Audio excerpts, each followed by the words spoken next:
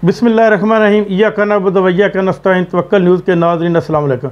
नाज़रीन, आज जो ख़बरें मैं आपके साथ शेयर करने जा रहा हूँ, इसमें सबसे पहली खबर यह है कि वफाकी हुकूमत ने तमाम सरकारी मुलाज़मीन को सोशल मीडिया के इस्तेमाल से रोक दिया, क्योंकि इससे वो काफ़ी मकसद है कि डिस्टर्बेंस बनती थी और इसमें हुकूमती राज के अफशां होने का भी ख़तरा था। इसलिए उन्होंने तमाम सरकारी मुलाज़मीन को जो सोशल मीडिया का इस्तेमाल है उस पर पाबंदी लगा दिया।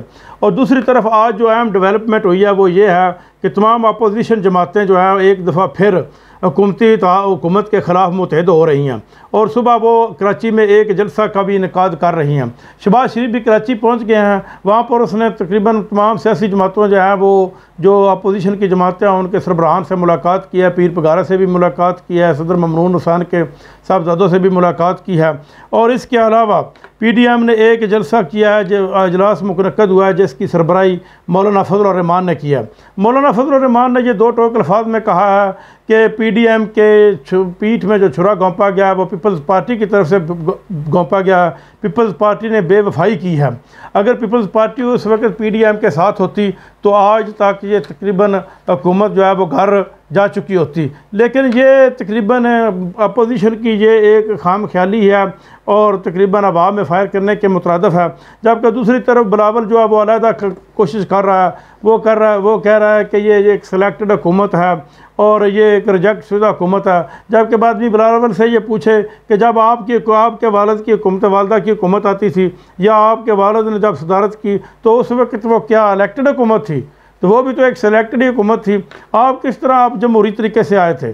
आपको कौन लेकर आया था? इसी तरह ये तो पूरी दुनिया का निज़ाम इसी तरह है कि जो हुकूमतें जो है वो बनती कोई और बनाता है और जुड़ती के ही और हैं और इनको तकरीबन जो लेकर आते हैं वो सबको पता होता है।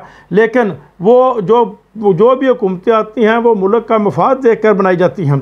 बिलावल साहब ने ये कहा कि हमारी जो तगोदो रही है वो इस हुकूमत को ये हुकूमत ने आटा चोर, बिजली चोर, महंगाई चोर, उसने ये 3-4 खामियां रटी हुई हैं। बिलावल साहब इसी पर ही बात करते हैं और इसी तरह शहबाज शरीफ साहब भी इसी पर ही बात करते हैं।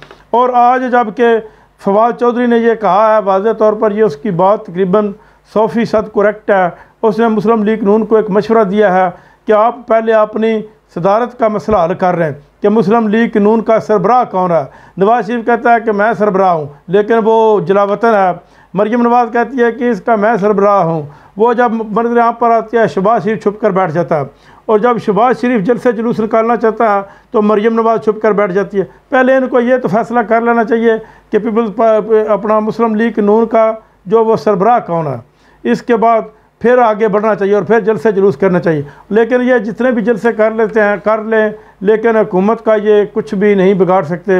हुकूमत इमरान खान तकरीबन 5 साल पूरी करेगा क्योंकि वो इंतहाई दिल लगी से काम कर रहा है और अच्छा ईमानदारी से काम कर रहा है। नाज़रीन, अब तक के लिए इतना ही। अपना ख्याल रखिएगा। अल्लाह हाफ़िज़।